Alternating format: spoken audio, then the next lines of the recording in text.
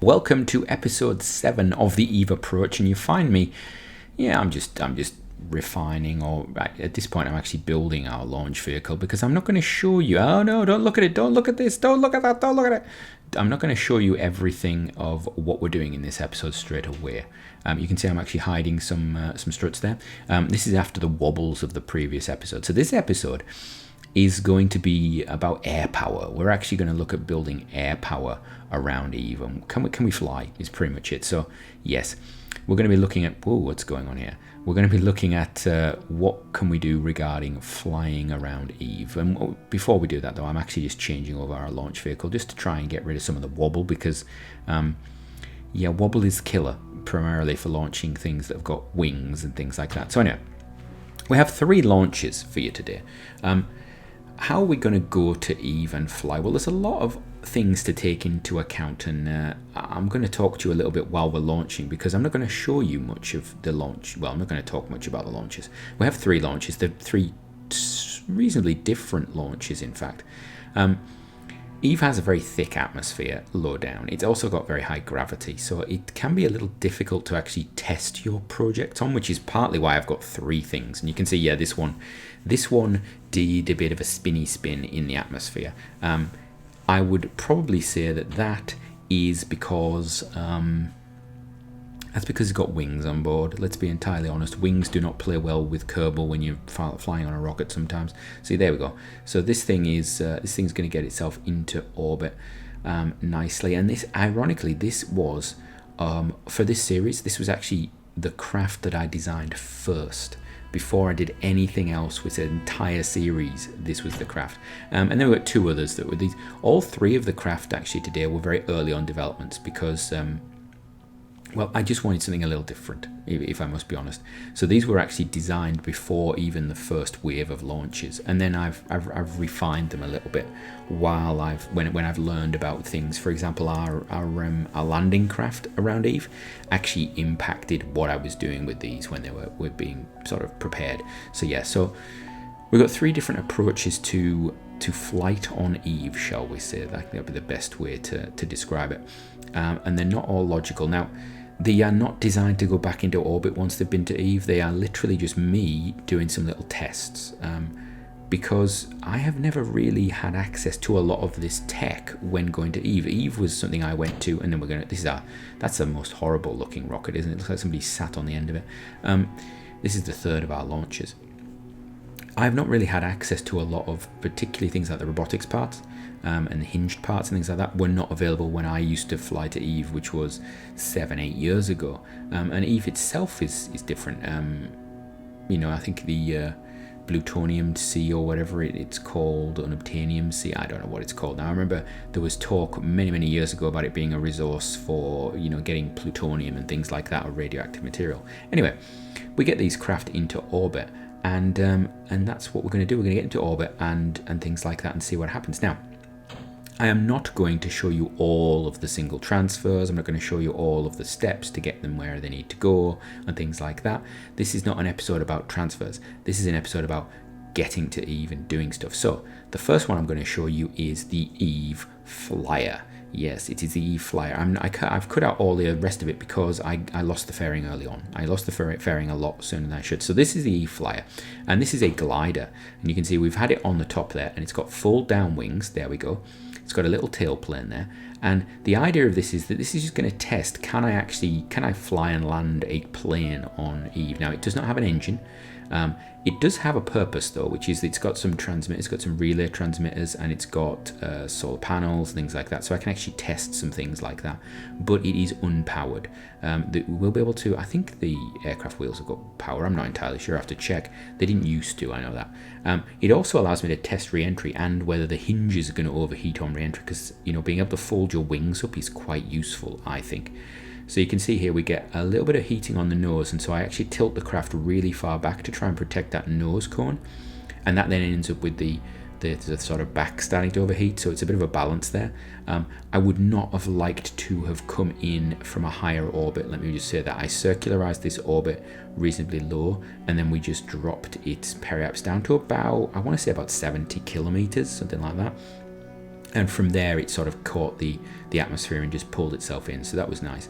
And then it was basically just a case of gliding. Now, the interesting thing for me was he's got a high gravity, and we did get a bit of spinach there. There is a reaction wheel in this, and there is some batteries in it, so it does have power, but pulling out of its dive was actually quite interesting. We are considered to be in reasonably thick air right now, but actually the control of lifting yourself up was a lot harder than I was expecting. It's a very different feeling to flying on Kerbin, and I have not flown a plane on Eve before, so this was quite interesting. I think it might be, if I had engines that were, you know, maybe propeller engines or something like that with electric power, it would have been quite different. But being a glider like this, it was it was very odd. And you can see I basically held its position at this point, because once you get down to about 5 kilometers, that atmosphere gets really thick, and even those little wings were actually generating an awful lot of lift. You can also see, if you look at the nav ball, that the control core is in upside down. Yeah, that's pretty much a problem for me. So it looks as though we're it was just annoying. It was just annoying. The probe core is pretty much, it's one of the probe cores that fit in with this craft, and it's in upside down. In fact, I might have a probe core inside as well. I can't remember. Originally, I wasn't going to put the sort of, is it Mark II probe core on this, and I played around with it, and I think that's where the glitch came in. It's where I actually put it in, and then I've rotated it or whatnot, and you can actually tell by looking at the top of it in reality. So there we go. We land, we open up.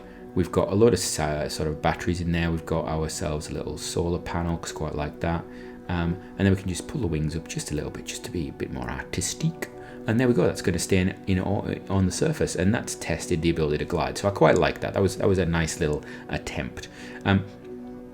Next up, we're going to send something else down. You're not going to see straight away what it is. I'm going to show you it. So this is the actual third craft that we're going to look at. This is capturing. This captured second of all the craft. It's going to come in and it's going to capture. And what we're trying to do is actually get them into, primarily I want polar orbits or equatorial orbits, because polar allows me to put them wherever I want on the surface if I have enough time to do it.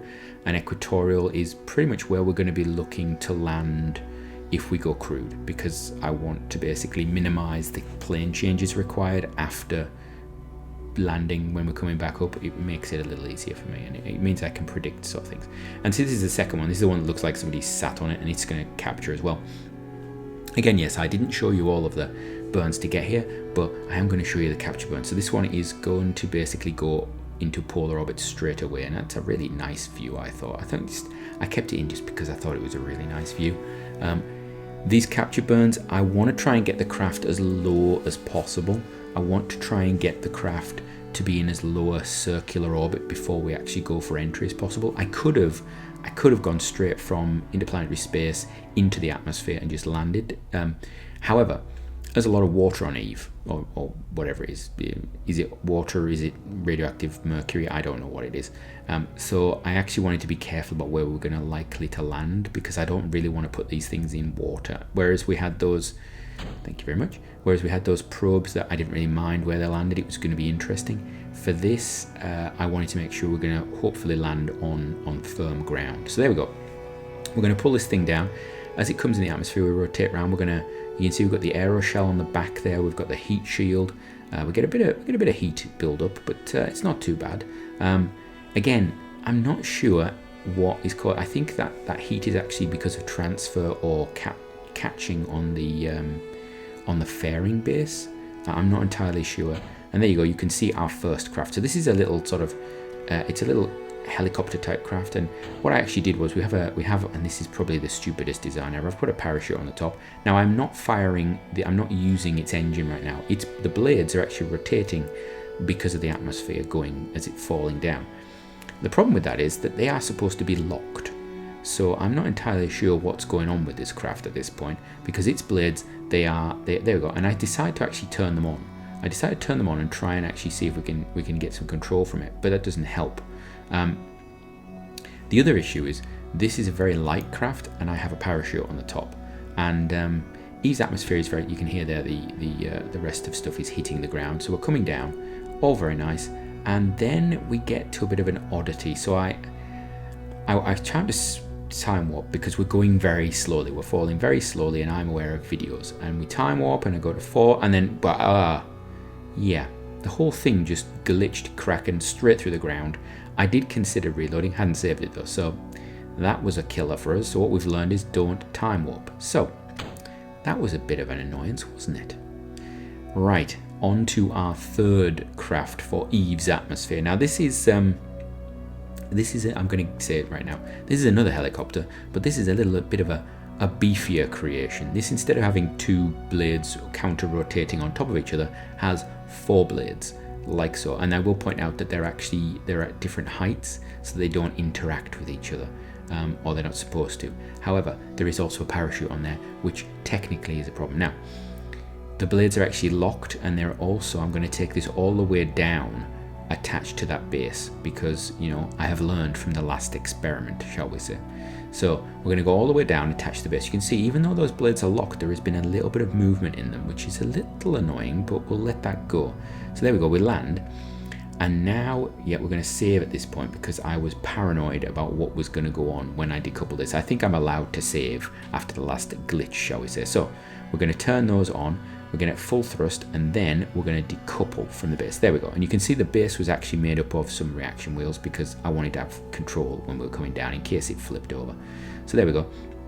And the aim of this one was, you can see it's got little landing legs.